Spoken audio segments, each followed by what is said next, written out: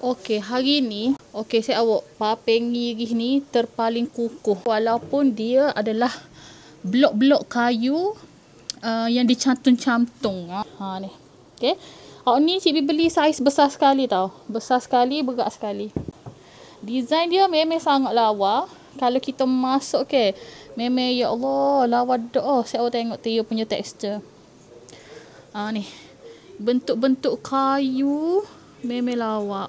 Satu petak ni sebab dia gabung antara dia blok-blok sebenarnya. Lepas tu dia cantum-cantum jadilah papen motong akasia.